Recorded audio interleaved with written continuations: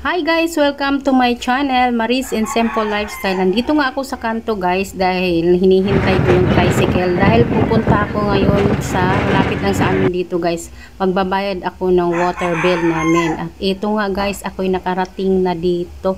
Nagbabayad na ako guys. Pagkatapos ko nga palang magbayad dyan guys, ay syempre papasok muna ako dito sa department store, department store, grocery guys. Ito, bumibili ako ng chicken wings ng mga ilang piraso lang guys.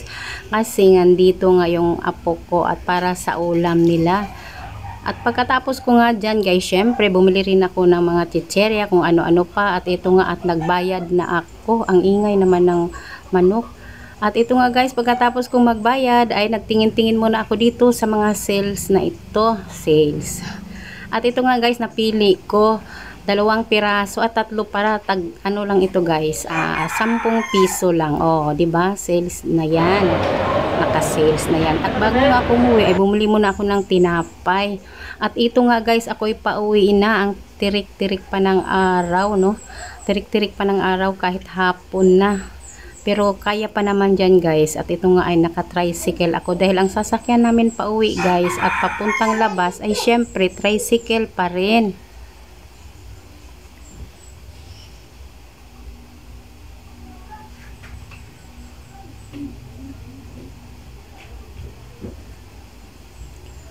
Pag uwi ko nga dito sa amin guys, agad ko naman i-display itong nabili kong tasa ba itong tawag dito. Tingnan nyo guys, ang cute-cute oh. Dagdag collection ko at syempre dagdag na rin sa mga alikabok at tatrabahuin ko yan. Oh, 'di ba?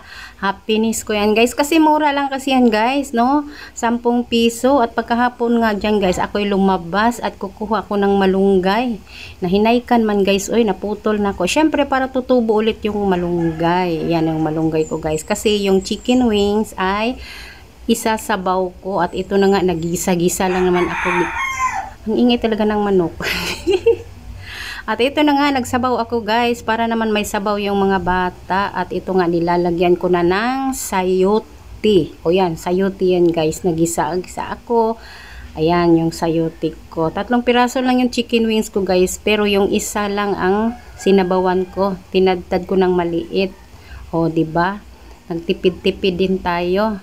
Dahil 3 lang naman kaming kakain. O, ayan yung guys, kumulo na yan. Syempre, ang ilalagay ko naman dyan ay malunggay. May tanglad nga pala yung sabaw ko dyan guys. Yan. Masarap na masarap. Malakas na kung kumain yan guys. Pag syempre sinabaw. O, nilagay ko na pala yung malunggay dyan guys. Ayan. Tapos, automatic luto na yan. O, luto na yung malunggay ko guys. Syempre, hindi pwedeng walang prito. Syempre, ipiprito din natin ng 1 piraso.